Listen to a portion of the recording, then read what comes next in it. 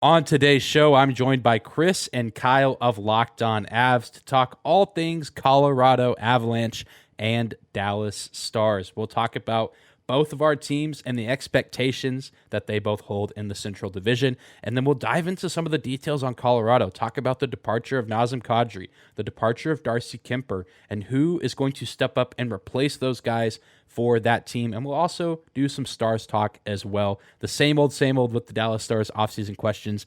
Jason Robertson, Pete DeBoer, so on and so forth. This is a great episode, a great interview with Chris and Kyle of Locked On Avs, and it's coming up next on today's episode of Locked On Stars.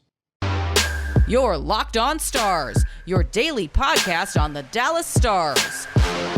Part of the Locked On Podcast Network. Your team every day.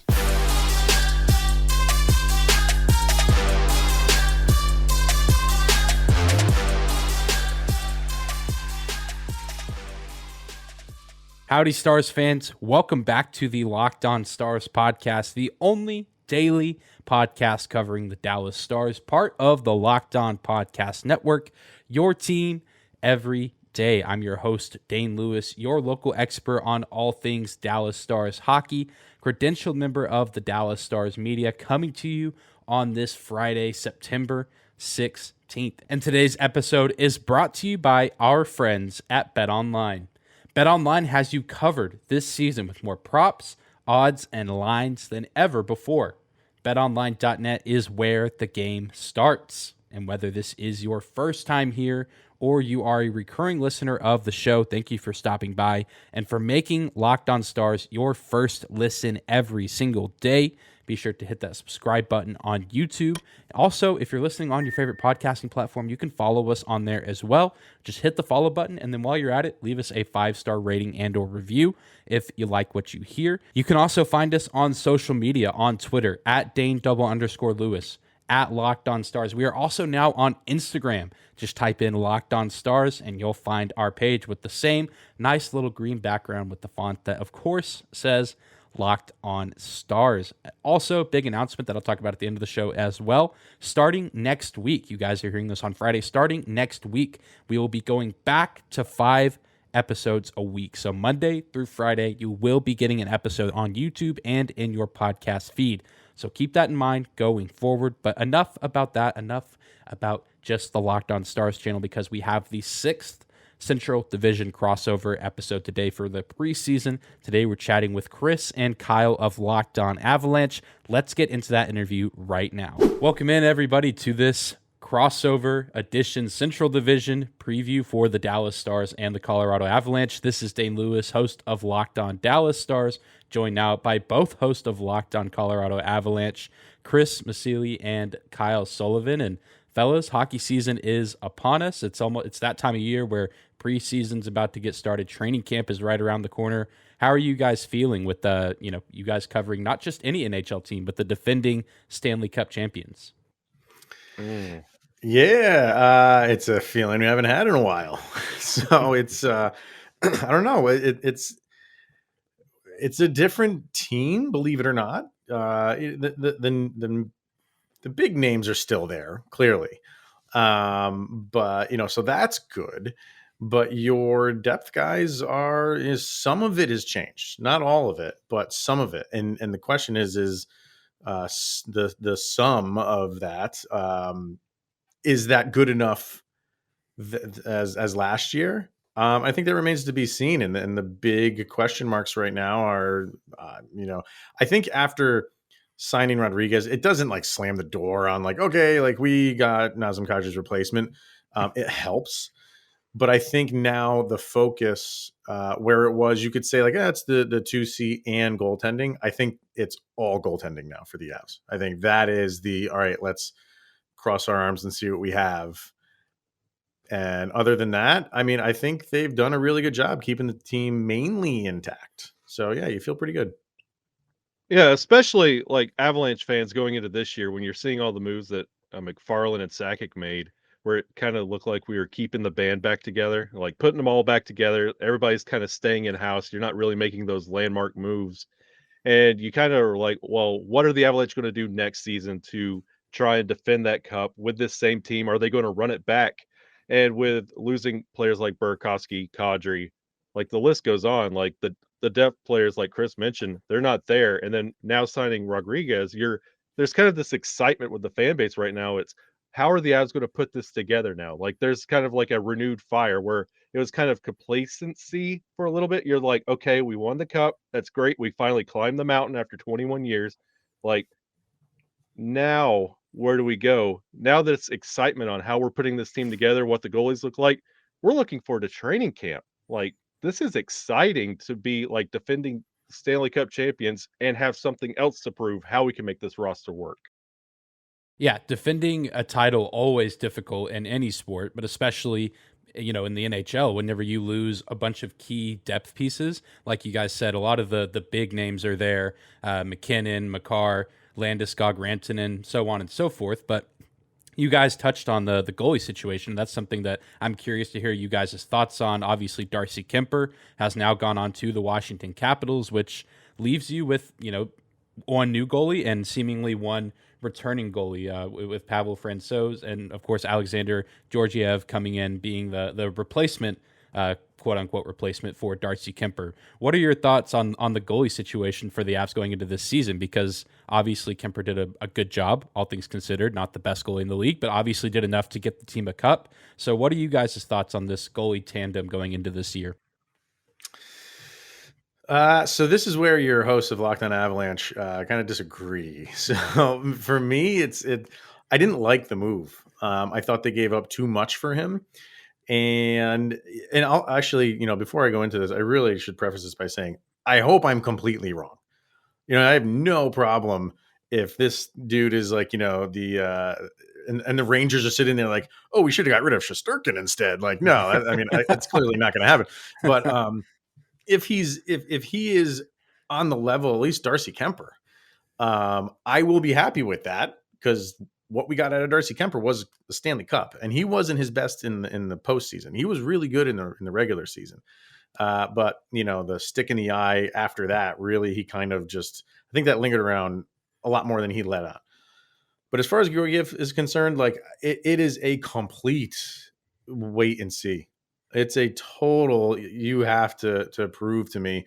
And if the Avalanche were in a different position, I might feel like, okay, like, I know we're a team that's on the rise, and if we haven't won a Stanley Cup yet and they want to go this route, I'd still question it, but I could see it. But for me, for a team that is the defending champion, I want the goalie position shored up a lot more than a question mark. And that's completely what he is. He's got the talent, and he where he was in New York, he wasn't getting the playing time, and I understand why. And maybe that's it. Maybe he just needs to get more playing time. And what they did with Kuemper, and a lot of people were like, you could put a sleeping duck in net, and with that defense, you'd win a ton of games. I get that mindset for the Avs. It just doesn't make me comfortable. So I'm rooting for him. He's wearing Avalanche colors. I'm clearly going to root for him. It's just not the route that I would have gone. But Kyle and I always go back to trust in Joe. And, Joe Sakic seems to have the Midas touch with so many things. So I have to give him a benefit of the doubt and put my trust in him. But it's a wait and see for me. Yeah, and when Georgiev came in, I was excited because I'm a Pavel Francouz fan.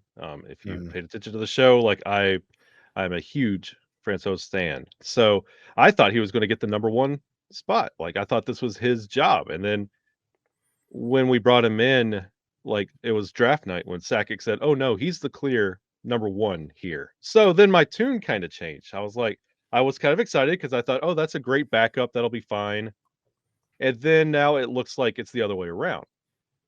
Yes, I was like Chris mentioned about the sitting duck back there. Like with that defense in front of them, you don't have to do a lot. Like we made Grubauer look good. We made Darcy Kuemper look good. We had Michael Hutchinson win us a game in the bubble. like it doesn't take a lot with that defense, but the caliber goalie that both Francouz and Georgiev give, like they're not bad. It's not like we're going out there with a no-name goalie. Like, these are proven guys that want to be a starter somewhere. And what better place to be a starter than the defending Stanley Cup champion?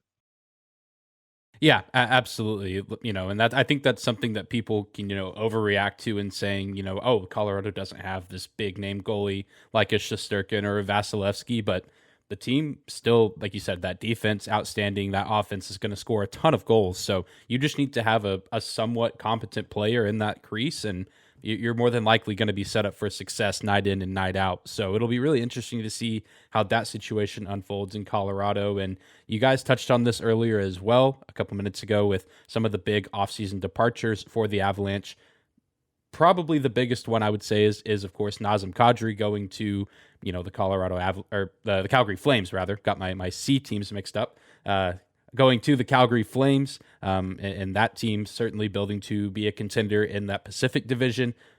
How big is a loss like Nazem Kadri? Because he kind of came not necessarily out of nowhere, because people knew who Nazem Kadri was going into this past season, but he just played, above expectations and was such a key piece for that cup run. So how big is a loss like that? And, you talked about Rodriguez joining the team from Pittsburgh. Who is going to kind of have to step up and be that next Nazem Kadri type player for this team? I'll let Kyle go first on this one because he's the Nazem Kadri fanatic. So I'll let him go. I cannot tell a lie. Yeah, I'm a huge Nas stan. I was a big fan of his. Like, he was my favorite player in the league before he even came to Colorado. So I spent all of his tenure here defending him. And last season, like, with everything that went on, like in the Blues series, and him changing his game and not being that goon that everybody knows, like taking that hockey IQ approach to his game. Yes, it was easy to fall in love and stand with Nas. Yes, it's almost impossible to ask anybody to replace Nas's role on that roster. And it's not fair to ask even Nas to replace his production from last year, because he doesn't put up those kind of numbers. Like, those were crazy numbers. And I doubt that he sees that same kind of production in Calgary. Like, that's just not what Nas does. So to ask somebody to be Nas that's a tall task. To find somebody to be a 2C, Erod was brought in to possibly be a 2C. You have JT Compher, and then insert center name here. That's what training camp is exciting. That's what made it exciting. And a lot of Avalanche fans are watching for that sole reason. Who steps up from the Colorado Eagles? Who steps up on this roster? Who wants to be the 2C? Right now, penciled in, it might be Erod. Yeah, I don't think we're naive enough to just sit here and blow smoke because we host an Avalanche show. Like, oh, we'll be just fine without Nazem Kadri. Like, no, we won't. That is a big, huge loss. And aside from the numbers that he had last year, I think it would have been fun to see what he could have followed up last year with in an Avalanche uniform. Those numbers were just, nobody thought they were coming. So it would have been kind of fun to see, could he match that? Could he surpass that? Or does he come back down to kind of Nazem Kadri numbers and, your mid to high 50s, maybe touching 60? That's kind of where he's at.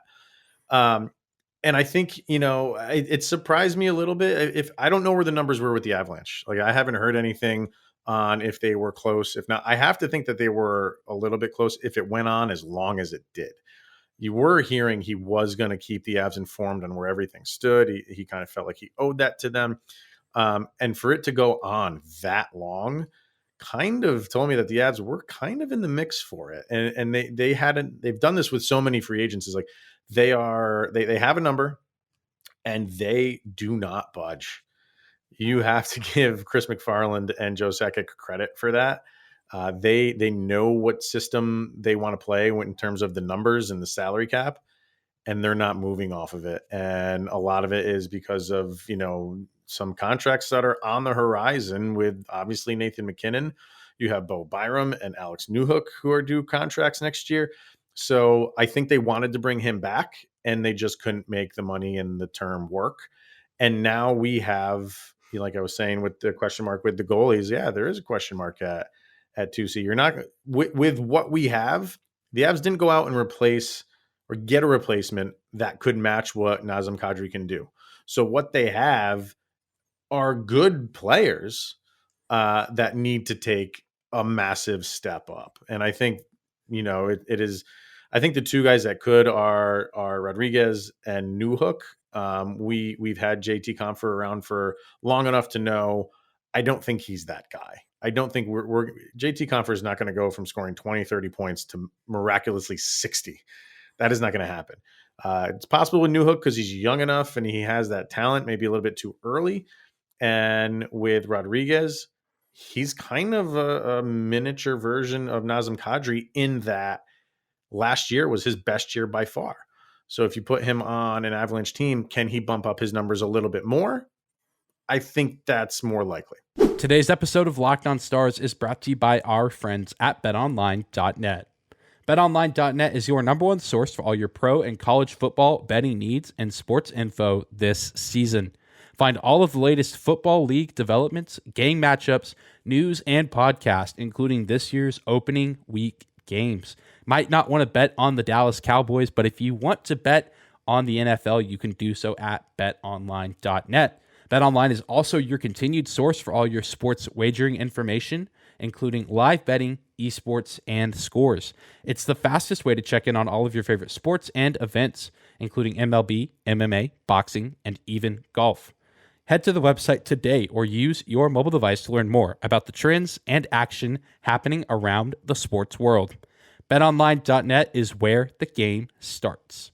It really felt like for a minute in the offseason that Kadri might come back. And I know the Stars were in a similar situation with John Klingberg. It had been rumored since like last Thanksgiving that he was eventually probably going to leave Dallas unless he got some sort of, lengthy extension, and free agency comes and he's probably the biggest name defenseman on the market and he doesn't go for a while. But now he eventually does move on to a team like Anaheim. So it was such an interesting story to follow throughout the summer, but certainly quite a big hole to try to fill in with a young player or a veteran player. But I mean, the Avs still have those really good pieces, and someone is likely to step up and still provide some nice depth for this Avalanche team. But now we can take a second and flip the script here and open up the floor to you guys to ask any questions about the Dallas Stars that your listeners may want to know, or that you guys may want to know personally. I want to throw something out there right away, and it's if I know our listeners know that I'm not a fan of the Vegas Golden Knights. So, but it's kind of like that thing. It's like if a player leaves the Golden Knights, do I still hold it against them that he at one point in time wore those colors, or should I just let it go? And now is the case with the coach. I don't know. Like, I think for players, it's a little bit different, but for DeBoer, like he has he's got an attitude about him, which it's one of those things where it's like, if he's coaching your team, you probably love it. And if he's not, you really despise it. So having not coached a game yet for Dallas, what was the mindset of the hire? Did they like the hire? Was there other guys involved that they would have preferred? And now that they did settle on DeBoer, is that met with applause by Stars fans? There's a lot that goes into that answer. I know on the team side of things, they really liked that hire. Jim Nill, the front office, obviously, outwardly you're going to express that during his opening press conference, but there was just a very genuine aspect to it that they were excited that he was there. Obviously, Joe Pavelski, being a member of this Stars team, had a huge influence on that hire, and Pavelski, basically told the front office, in meetings, he said, yeah, if you can get him, go get Peter DeBoer, just because there is that relationship. They had a lot of success in San Jose, and Pavelski is still playing at the top of his game. Now on the fan side of things, it was a little bit of a different reaction initially. It was a relatively negative one, not, end of the world type attitude. But even for myself, I think it was just kind of, man, this just feels like a very bland and safe hire. There had been a few other names thrown around. Some, coaches, like I know Cassidy, who, coming from Boston, who now is in Vegas, his name had been thrown around a little bit. And just a few other candidates as well, that some of them had little to no NHL coaching experience. Some of them might have been coming from, a junior club in Canada. But, there was kind of this idea that maybe the Stars, reach on a guy, but maybe that reach pays off. So it felt kind of bland, safe, maybe just a basic pick at first, but I think people have kind of come around to it, myself included. If you do, your research and your homework and you see what these Peter DeBoer teams are capable of, especially early on in his time with his respective teams, he has the effect of, either going to the Stanley Cup finals or the conference finals with his past 3 teams in his first season. And of course, you have that Pavelski connection, and you have some really young, talented offensive players that he can utilize. And even defensively, Brent Burns had some of the best years of his career in San Jose under Pete DeBoer, and Miro Heiskanen is starting to enter the prime of his career, and he's now the primary defenseman here in Dallas. So I think as time has gone on, and you kind of just sit back and think about everything logically, that the hire makes sense. And I think that there is reason for optimism this season, that the Stars can go out and compete, and hopefully, push for a spot in the playoffs. And then once they're there, make some noise. Interesting. That both Chris's question and your follow-up kind of lead into what I was about to ask. In the words of the great prophet Dodger from Oliver and Company, why should I worry? Why should I care? What is voiced by that? Come on. All right, wait a minute. like this go on long enough. Yeah, it's Billy Joel. I keep thinking of the stadium. Yeah. But to the why? What is Dallas trying to chase? Are they trying to chase that Cup Finals appearance, or are they trying to put together a team to compete with the Central? Because when you look at the roster moves, and you mentioned earlier Klenberg leaving, what is going on with Dallas? And with the Central is kind of top heavy, and there's a clear separation between the top and the bottom. Where does Dallas fit, and where are they going? Yeah, that's a great question. Maybe the best question I've been asked in all of these Central Division previews, and one that is making me possibly rethink everything I've thought about this team. And I want to say that they are potentially pursuing both. Obviously, every owner, every coach is going to say, we want to win the Stanley Cup this year. If a coach in Arizona, Montreal, or Chicago says it this year, they're lying to you, but they're going to say that, to open the season. But Dallas, I think that is a genuine belief, just because you have less than last year, but a small handful of players that are out of their prime or in the twilight of their career, whether that is Pavelski. Jamie Benn isn't the player he once was. Tyler Seguin, also not the player he once was, even though there is hope that maybe he can have a little bit of a turnaround now that he's had more time to recover from his seemingly a million surgeries after their time in the bubble a couple years ago. And so the Stars are just in this weird place where they're kind of ushering out this older generation. And still, I think and they have to hold on to Ben and Seguin for a while. I think we have Ben till 2025 and Seguin till 2027, and both of them combined take up about a quarter of the cap space. And so that makes things difficult for the Stars to build, a team for the future, but they're still attempting, because they do have some really nice young pieces in Rope Hintz, Jason Robertson, who is still unsigned. I was hoping through one of these division previews, that I would eventually say, oh, he's still not signed. But then, later that day or that evening he signs, and I look dumb. But it's worth it because Jason Robertson's back. And it's funny, Kevin Weeks actually tweeted, I have his notifications on, and he tweeted something about the North Stars, not the Dallas Stars, the Minnesota North, but it caught my eye for half a second while we were recording, and I thought I was about to react to Jason Robertson signing mid-podcast, but I digress. The Stars have some nice pieces, and even at the prospect level, Wyatt Johnston, Logan Stankoven, Maverick Bork, some really nice prospect pieces that are expected to be on the NHL roster within the next season or two. So I want to say that it's realistic the Stars can compete in the Central. I don't think they're going to compete for a top spot, maybe a third place finish. I think that's probably the highest they could go within in the division. And then I think they showed last year they can certainly be a problem in the playoffs. I don't think many people expected 7 games from them in that series against Calgary, but they were one Johnny Gaudreau shot away from, potentially being on the opposite end of that scenario and advancing to the next round. And, who knows how far they go after that. That's and I just want to follow up real quick on that, because I'm genuinely curious about Dallas, because hearing the aging contracts and a promising prospect pool, it's very reminiscent of the other green team in the Central. And they had to buy those ugly contracts out and rely on their flashy Krill the Thrill. is it going to take one of those type of moves for Dallas to take another step, or do you think the Dallas Stars with the sum of its parts is good enough to contend? I see. The problem with buyouts, especially with like a Sagan Bin deal, is they can't, like, one of them, they would have to like murder a puppy or something for the Stars to get rid of them. I mean, you just can't. Like, statistically, you want to do something to either, cut down how much you're paying them, or maybe, get rid of him. I mean, as harsh as that sounds, but Jamie Benn's been your captain for so long, and Sagan, alternate captain. I mean, you just, like, those are just hard guys to get rid of.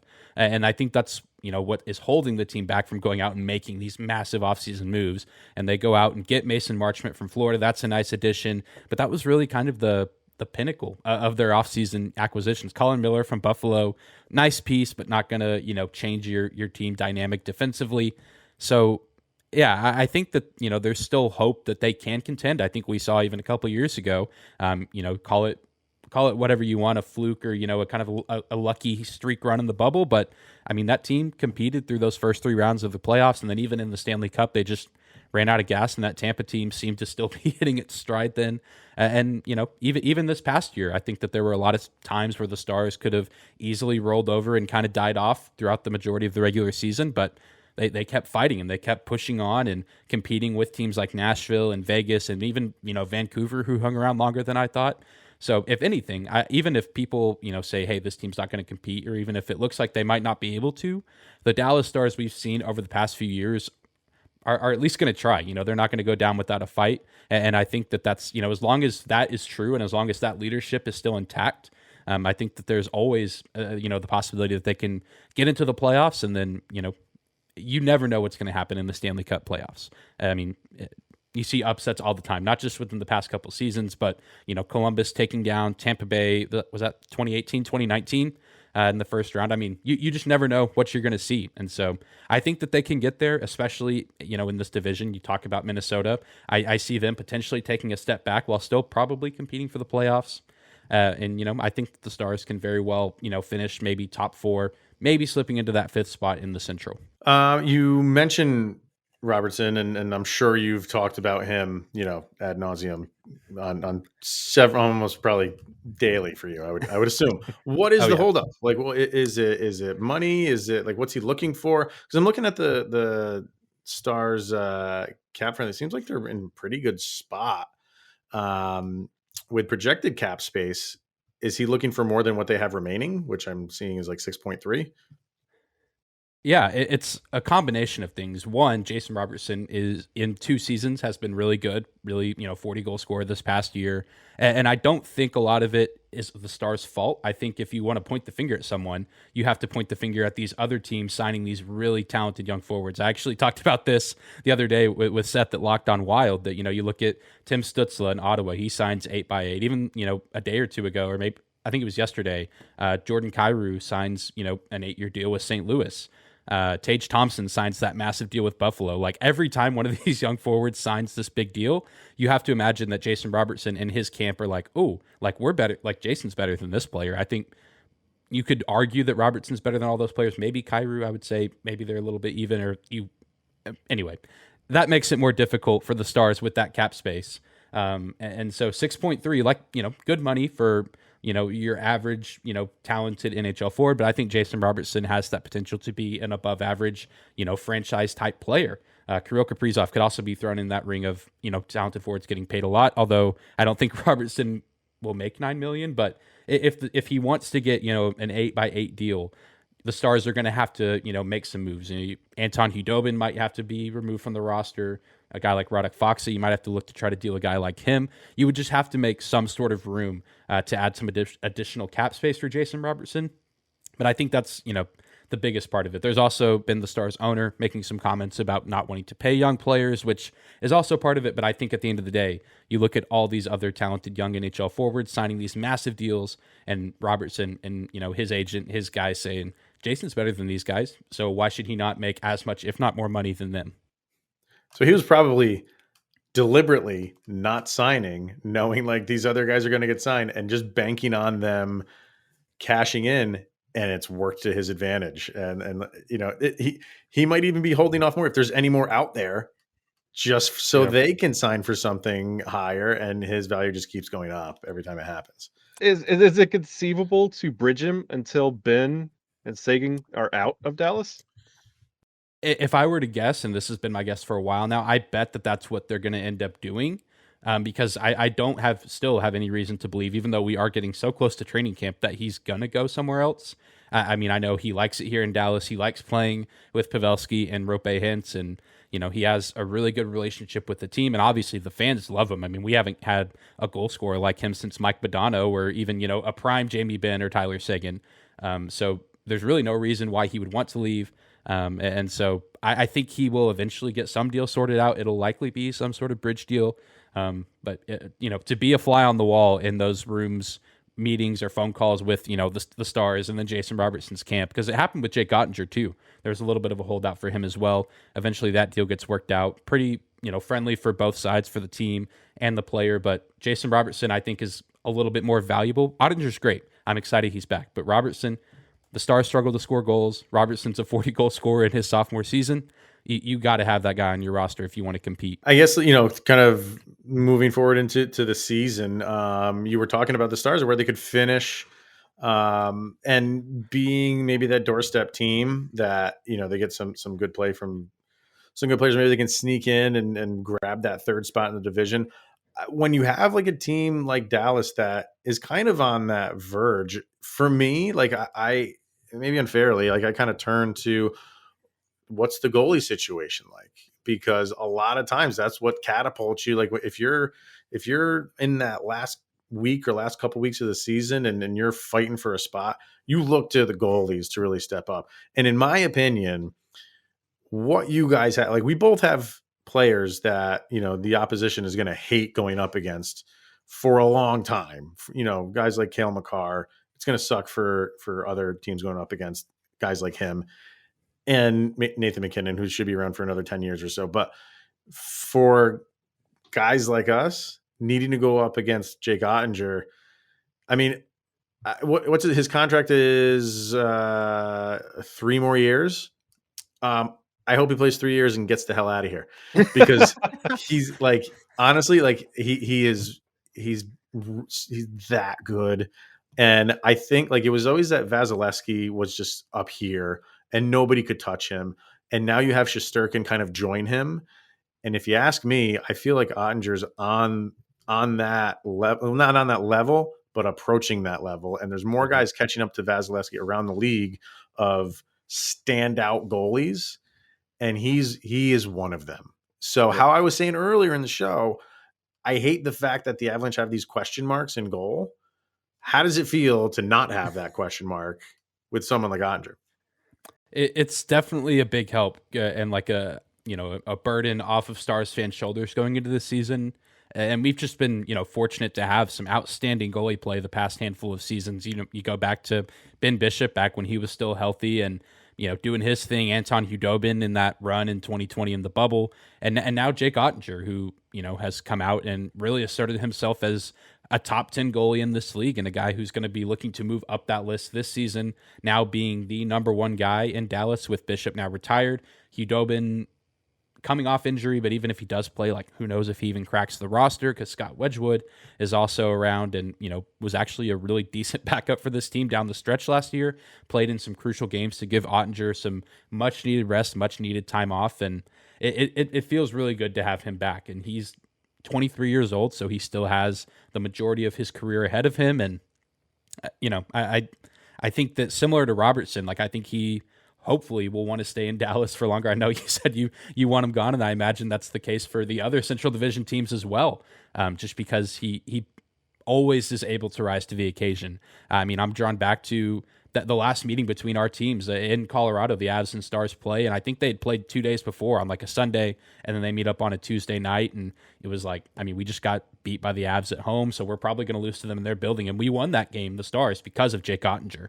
The offense didn't do great, but Ottinger was just lights out. And then, he goes on in that series in Calgary and goes toe-to-toe with Jacob Markstrom, another one of the best goalies in the league, shutting down guys like Johnny Gaudreau, Kachuk, so on and so forth. I mean, it just unbelievable at age 23, the things he can do. At the same time, incredibly humble, like knowing that even when he has a bad night, like he acknowledges that he's, makes mistakes and that he has things to work on. And he's set up for success. The Pete DeBoer is bringing in almost an entirely new coaching staff outside of the video coach and then the goalie coach, Jeff Reese. So Ottinger is like still maintaining that relationship with him. Ben Bishop is still hanging around the organization, working with Ottinger, throughout the summer, keeping in contact with him. So the pieces are there around him for him to continue to get better and have a good season and hopefully have a good, next 3 years in Dallas, if not longer. And I got to ask about what's the rumor mill for the Dallas Stars reverse retro? What's it looking like for them, if you've heard anything? I really haven't seen a lot. I know first time they did reverse retro, it was like bring back the Mooterist. We knew that wasn't going to happen. People are saying it again this time. I don't really know. I personally haven't seen too many leaks, and any of that I have don't seem legit because they just look like the last reverse retro, which I thought was fine. It's like you're not going to get better than the actual jersey that was inspired from like the Dallas Stars Stanley Cup team.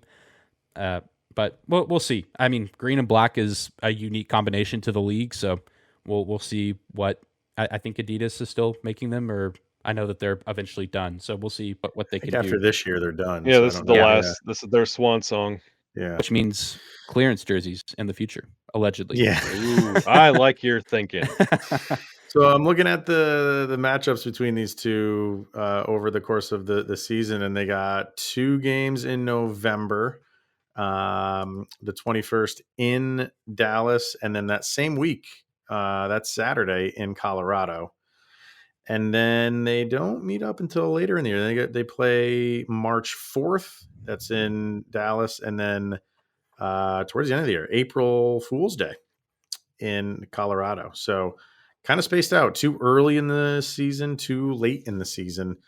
I know it's tough to predict this, but what are you thinking? Like a split, or how do you think it's going to go between these two? There's always good games. Always good games between the Stars and the Avs. They are always good games. I think realistically a split makes sense, and I think if one team is going to take that advantage, and I think both teams at least win one, and then I think a split is certainly in play. But I don't know. I mean, the Avalanche seem primed to potentially win 3 out of the 4, but the Stars also somehow won 2 last season. And I know the first one was both 2 of those were in Dallas. One was in Colorado. And that first one, the Avs still hadn't hit their stride yet. And it was still a close competitive game. And that was also the Stars. I think that was like the 3rd or 2nd game in a 7-game win streak. So that was probably the hottest they were all season. And then, the Avs not fully formed yet. But yeah, it's hard to predict, but I'm always excited when the 2 teams get together. The Avs don't play well in Dallas. They can win games in there, but it's usually like a 1-0 game. That's like one of the places I don't look forward to the Avs going. Not because I don't feel like they can't win. I just know it's just like for some reason they're just not on their game when they play in Dallas. I don't know what it is. I was literally about to say, if it does end up being a split, I hope we do drop the 2 games in Dallas and it's only a 1-0 game, because you guys are not going to make me hate Pantera. But if I hear that goal song one more time, I swear. Oh man, I'm my computer's running slow. I think the second game was in Dallas, and if I'm not mistaken, it was on Super Bowl Sunday, and I think the Stars got shut out. I know the Avs won because I remember I know they got shut out without looking, because I was just like, this is like, I'm excited. I'm a big football fan. I was like, I'm excited for the Super Bowl, but the Stars play first. That's exciting. And then they just did like it was one of the worst games of the season, but it ended. I turned it off. Texas flood that we had for our sound check. Yeah, I remember that game. Yeah, I forgot about that. It was on Super Bowl. So yeah, it made the Super Bowl more enjoyable. Games to know. I turned game ended, final buzzer, turned it off, and drove to the Super Bowl party that I was meeting up with my friends, and was like, all right, I'm watching this from my memory until I have to talk about it on Monday's episode. Well, I hope you guys enjoyed today's crossover episode with Chris and Kyle of Locked On Avalanche. That was the second to last one. Only one more remaining. Got to talk with Josh over at Locked On St. Louis Blues. That episode should be hitting your podcast feeds and YouTube, I believe, on Tuesday. Josh had some scheduling conflicts come up, so I don't believe that episode will be coming out on Monday. We'll be talking about some different just Dallas Stars related things. How about that? on Monday. And then on Tuesday, we will close out our Central Division preseason roundup, preseason previews, talking with the St. Louis Blues. If you've enjoyed hearing about these other Central Division teams, let me know in the comments down below on YouTube. These have been a ton of fun to cross over, collaborate with these other experts of their respective teams, because we could talk about them and speculate on our own all we want. But if you really want the best information on every team in the NHL, there's a reason that every NHL team has their respective show hosted by a, single person or two people that are both experts of that respective team. But that's going to do it for today's episode of Locked On Stars. Thank you again for tuning in, for making us your first listen every single day. Be sure to subscribe here on YouTube as well as your favorite podcasting platform. Leave us that sweet 5-star rating and or review if you like what you hear. Helps the show out a ton and helps the show reach a new and broader audience. You can find and follow us on social media at Locked On Stars on Twitter and Instagram. And then you can find my personal account at Dane_Lewis on Twitter. Thank you guys for tuning in. Thank you guys for another great week. And we will be back here on Monday. Remember, we are doing 5 episodes a week starting next week. So you'll get a Monday episode, but then you will also get a Tuesday episode and a Wednesday, Thursday, Friday. And then we'll just do it all over again until next summer. So get excited, Stars fans. Hockey season is here. Training camp starts next week. I cannot wait. But have a great weekend, Stars fans. Enjoy some rest. Enjoy some downtime. And we'll see you back here on Monday for another episode of Locked On Stars.